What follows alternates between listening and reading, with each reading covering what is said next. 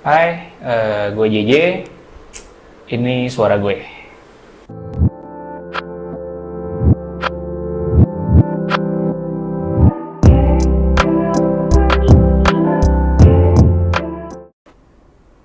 Ya, nama lengkap gue Yohanes Matthew. Gue sekarang tuh umur gue 30 tahun.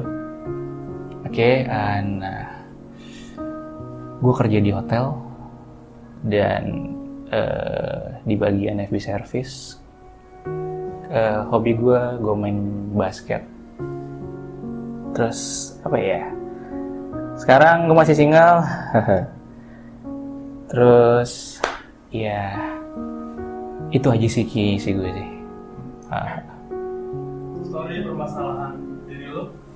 permasalahan diri gue, wow, kalau mau diceritain banyak banget sih kayaknya. Cuma dari, kalau bisa gue bilang ya, dari awal gue hidup pun mungkin gue waktu itu mikirnya kayaknya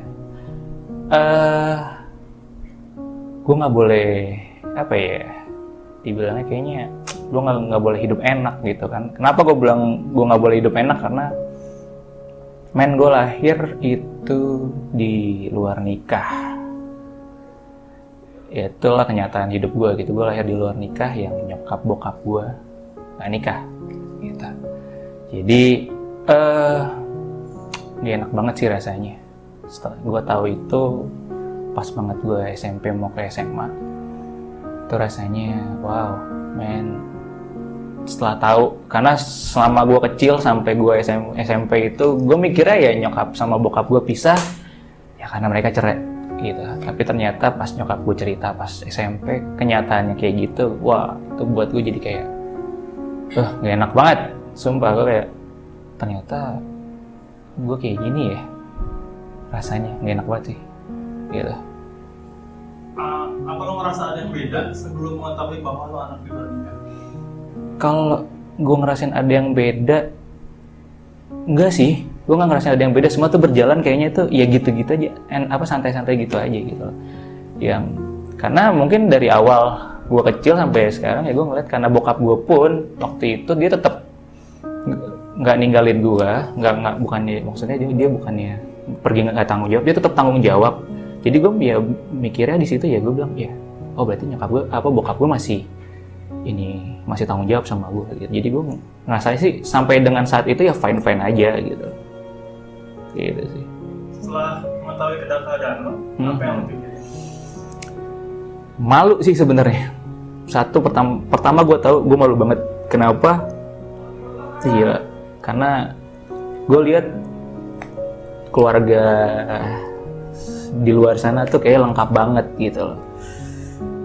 Mereka punya bokap nyokap yang tinggal satu rumah dan mereka hidup bahagia, yang gue expect-nya kayak gitu kan. Dibilang malu karena buat gue, kalau misalnya kadang karena malunya gue gitu loh, gue kadang kalau misalnya ada yang nanya, bokap lo kemana? Oh bokap gue udah pisah sama nyokap, tanpa gue bilang kalau gue anak di luar nikah gitu. Karena buat gue itu malu banget gitu sih. Oh, hubungannya sama bokap gimana? Puji Tuhan hubungan gue sama bokap saat ini sih baik-baik aja sih. Gue tuh dulu orangnya yang cuek ya. Pas gue tahu pun, even biarpun gue malu dan kadang gue kesal sama keadaan hidup gue cuman bilang ya udahlah, ya udah terjadi, udah biarin aja gitu. Gue cuek orangnya, nggak mau terlalu mikir, karena kalau misalnya gue pikirin ya gue bakalan pusing sendiri gitu. Jadi ya gue anggap tetap bokap gue ya baik gitu. Karena sampai sekarang, sampai saat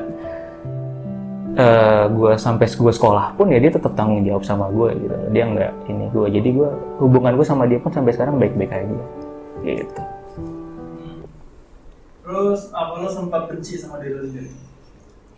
Benci, dibilang benci, well bukan benci sama diri gue sendiri sih. Gue lebih kunci sama keadaan. Kenapa gue lahir dengan keadaan yang seperti ini gitu. Menurut gue yang gak enak gitu. Yang gue tahu kenyataan hidup gue tuh kayak gini gitu. Karena gue expect-nya adalah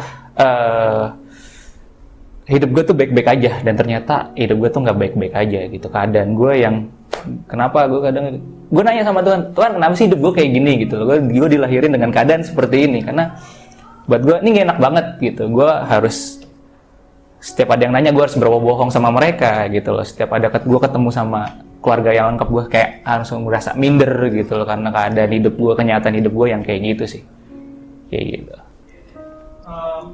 Apa lu pernah mengalami depresi? Apa titik terendah dalam hidup lu?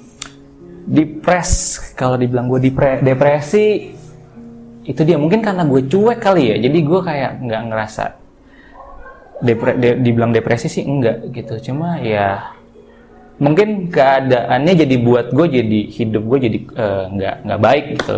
Gue ngejalanin hidup gue tuh jadi ya gitu-gitu aja gitu loh. Jadi kehidupan anak muda pada umumnya gitu kan. Kalau dibilang titik terendahnya ya apa ya? Akhir-akhir ini malah kalau gue bilang pas gue ditinggal nyokap, 6 tahun yang lalu gue ditinggal nyokap, itu gue mulai jatuh parah. Kalau gue bilang ya itu jatuh banget gitu loh. Sampai dengan 2019 itu gue benar-benar jatuh gitu. Itu masa-masa ininya gue sih. Masa-masa dibilangnya ya masa-masa titik terendahnya gue sih gitu sih. Gitu. Titik benar-benar terendah berarti nyokap ya? Dibilang titik terendah di nyokap ada 2 sih. Di nyokap sama terakhir 2019 yang lalu gitu. Gue menghamili anak orang. Itu loh bahasa kasarnya sih gitu sih. Ya, dan akhirnya keputusannya adalah waktu itu pas gue ngambilin dan gue harus mengaborsi anak itu. Gitu. Itu yang gue bilang titik paling terendah banget sih. Dua hal itu, yang kedua kejadian itu yang bikin gue jadi kayak down banget. Apa setelah hamil di luar nikah itu, hamil wanita itu, lu langsung pengen aborsi ataukah lu ada mau tanggung jawab? Kalau kepikiran gue untuk aborsi nggak ada sama sekali. Dan gue sadar kalau misalkan ibaratnya gini, gue udah bikin dosa nih. Lo udah sex before marriage itu kan udah dibilang dosa gitu kan. Dan lo harus mengaborsi, itu sama aja lo nambah dosa lo lagi. Dan itu dibilang lo sama aja kayak ngebunuh orang. Apalagi lo kayak ngebunuh anak lo sendiri gitu kan. Itu buat gue nggak banget gitu. Akhirnya gue pun pikiran pertama gue adalah ya gue tanggung jawab. Nggak ada kepikiran gue harus aborsi, nggak ada sih. Oh, lu berarti mau mempertahankan anak itu? Betul. Apa alasan lu mempertahankan anak itu? Men, lu apa ya? Itu lu mau nggak mau, suka nggak suka, itu adalah anak lu sendiri. Buat gue pribadi, karena itu udah darah daging lu sendiri. Itu yang bikin gue nggak bisa untuk aborsi. Apalagi ya lu sama aja kayak ngebunuh anak lu sendiri. Itu kan nggak banget sih, nggak banget. Gue paling nggak bisa kayak gitu. Karena gue ngerasain gue pun hamil di luar nikah gitu kan. Lahir di luar nikah yang bikin gue jadi gue nggak mau gue aborsi buat apa, itu sama aja gue bikin dosa banget. Gue nggak mau kayak gitu. Jadi yang memutuskan untuk aborsi itu perempuan? Iya, jadi waktu itu gue sempat ketemu orang tuanya untuk menyelesaikan masalahnya. Gue bilang baik-baik, bertemu baik-baik. Gue bilang gue mau bertanggung jawab, gue nggak mau lepas tangan segala macam dengan keadaan ini. Dan singkat cerita, intinya adalah dari pihak orang tua perempuan sendiri, dia maunya oke, kalau lo mau tanggung jawab, lo harus nikah, tapi lo harus pindah agama gitu. Buat gue pribadi, gue nggak bisa gitu untuk pindah agama, karena buat gue gue sama aja kayak apa ya, iniin keselamatan gue sendiri gitu loh. Yang Tuhan udah baik sama lo, terus lo ninggalin dia, itu gue paling nggak bisa banget gitu kalau buat gue pribadi.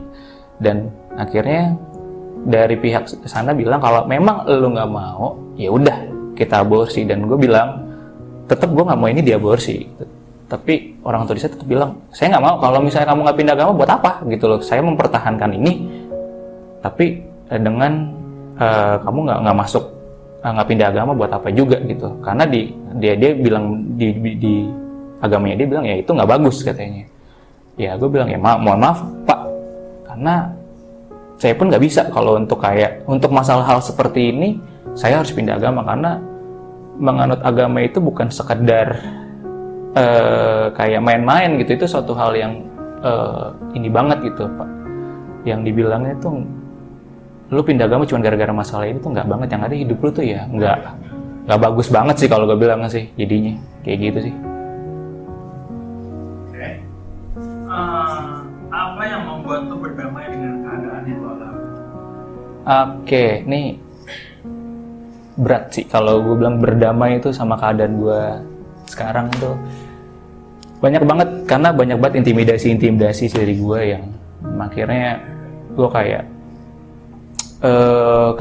pas kemarin tuh lo banyak banget intimidasi, bilang lo kan ngebunuh anak lo sendiri kan segala macem. Itu banyak banget yang bikin gue udah hidup lo tuh nggak pantas segala macem. Dan di situ gue kayak mulai udahlah, gue nggak bisa kayak begini gitu loh. Gue harus bangkit gitu kan. Gue harus bangkit, gue harus menata hidup gue lebih baik lagi. Men, hidup memang boleh hancur, pengalaman hidup lo emang boleh apa, cuman lo nggak boleh stuck berhenti di situ, lo harus bangkit gitu. Dan akhirnya gue bilang, udahlah gue cukup, kayaknya udah cukup deh gue kayak gini. Akhirnya gue bilang gue fokus buat ya udah, gue sekarang jadi fokus untuk jadi lebih baik lagi sih hidup gue gitu lah, kayak gitu. Nah, gue itu penting, karena kalau lo jatuh terus ya lo bakalan kayak gitu-gitu aja, gitu sih. Bakalan kayak gitu hidup lo, nggak bakalan berubah, lo bakalan jatuh terus gitu. Alasan atau situasi apa yang bikin lo berubah? Apa lo dengar dari orang kah, atau ada yang nasihatin lo kah? Nah, alasannya gue berubah, gue waktu itu pernah dengar khotbah gitu di YouTube, khotbahnya Kak Kristo. Dia cuma bilang lo tuh berharga di mata Tuhan, dan dia udah saking berharga. Kenapa? Dia rela mati buat lo. Itu gue langsung nangis sih. Gue langsung nangis pas denger kayak gitu. Gue bilang, Tuhan, kalau emang jalannya seperti ini, wow, lo tuh baik banget gitu loh. Dengan keadaan gue seperti ini pun, dengan apa yang gue rasain, dengan keadaan gue yang kayak gini, yang kalau gue bilang hancur, tapi lo tetap sayang sama gue, tapi lo tetap nganggap gue berharga. Itu, wah, itu gila. Itu buat gue tuh ini banget. Wow, buat gue tuh kayak gue bilang, wah Tuhan lo keren banget deh, lo keren banget, gitu. Seandainya nih, diizinkan Tuhan memilih, apakah lo tetap akan memilih hidup di keluarga ini karena lo akan dapat pelajaran, atau lo memilih untuk hidup di keluarga lain? Kalau boleh memilih, ya gue pasti bakalan stay dengan keluarga gue yang sekarang gitu. Karena yang gue percaya adalah ya lo hidup nggak mungkin nggak ada rencana yang Tuhan taruh di atas hidup lo gitu. Makanya kenapa gue lebih milih stay ya, karena dengan pengalaman yang ada, karena ya itu dia, mungkin Tuhan mau pakai hidup lo melalui pengalaman lo untuk membagi berkat lo ke orang lain melalui pengalaman lo gitu, yang relate banget sama lo, kayak gitu sih. Yeah.